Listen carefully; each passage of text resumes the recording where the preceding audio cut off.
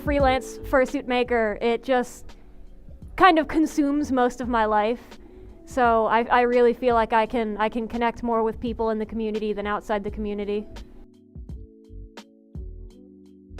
Being trans in the furry community does have its hard times because there are definitely, a lot of people that don't agree with it, but I can get past it because, I have a pretty big friend group and I have a lot of people that respect and support me. My name's Michael. I'm a fursuit maker and I'm 21 years old and I'm based out of Frederick, Maryland. Because furries come from all walks of life. They could either be firefighters, they could be in the military, they could be aircraft engineers, they could be pilots, they could be doctors, nurses, bus drivers, pizza delivery people. Hell, like full-time costume makers.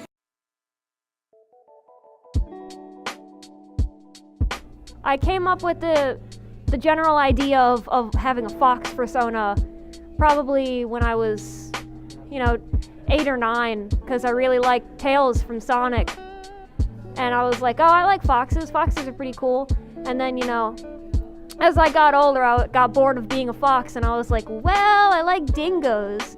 So then I just merged the two and ended up being a fox dingo. And the name, I can't really explain how I came up with the name Baynets. It just came to me one day.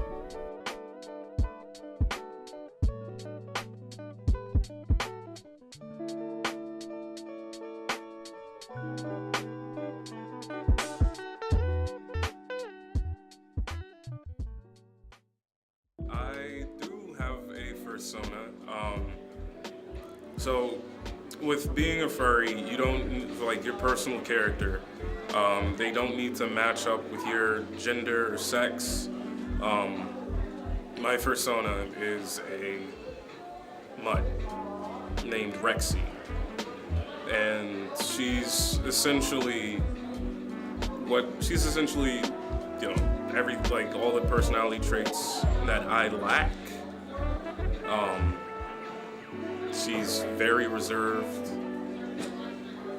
She's pretty cool. I mean, because as you can tell, as I describe this, I don't hold a particularly high opinion of myself, but I can help project that into Rexy. And when I do that, everything is all good.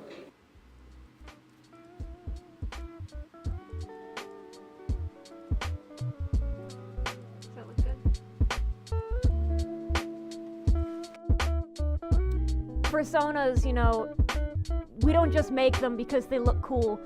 People make personas usually as an idealized version of themselves. And when we wear our fursuits, it can become a very personal thing with the way that we express ourselves.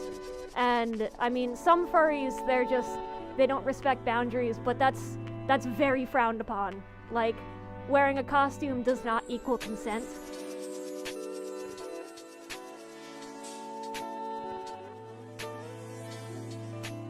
Sometimes you yourself don't create them.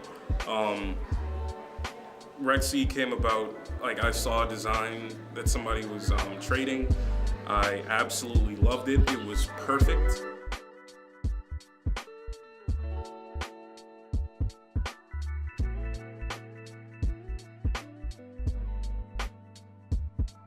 I have the most positive interactions with my commissioners, because it becomes a very personal thing for the commissioner and the maker. When someone orders a fursuit, it becomes very personal. I have to deal with them a lot. I have to talk with them a lot. I have to, get a feel for their persona's personality, and I have to, become close with them so I get a good read on how they want their persona to appear as a fursuit. And that's probably one of the things I enjoy the most, is actually becoming really close with people and, talking with them and seeing how they feel about their persona and what they put into their life like that.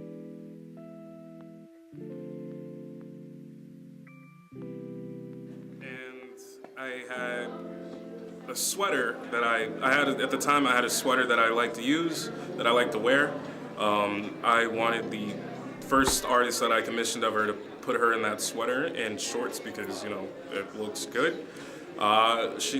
She initially got the colors wrong, but it just fit so well.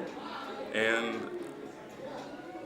she put a beanie on her, covered her eyes with hair, and it stuck. And that is how my fursona came about. Furries thrive on being creative. That's just what we are. We love to, you know, have art of our fursonas. We love to make art. We love to make and wear fursuits. And I feel like the creative outlet that the community allows is amazing for most people. And it's just, like I said, it's really just a hobby. It's an escape from the everyday stressors of life. And, you know, I feel like most people benefit very greatly from the outlet of the furry community.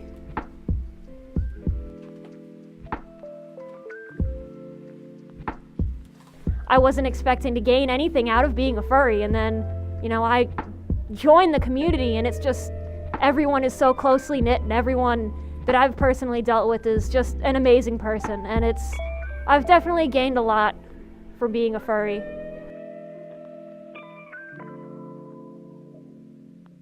To me, being a furry is just being able to express yourself, whether it be with a real life animal or one that's made up, or just any sort of animalistic creature. It's really just an outlet for creative expression. It allows you to just not be yourself, because Lord knows in this world we need it. At first, it was almost nothing but white people, but now with new conventions emerging, this one isn't necessarily furry, but BlurredCon. It's essentially black run, and it, you know, invites more people of color into the circle.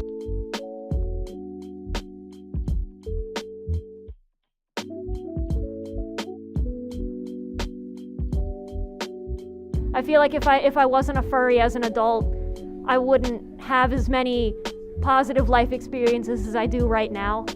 Because before I started openly being a furry, you know, my life kind of sucked.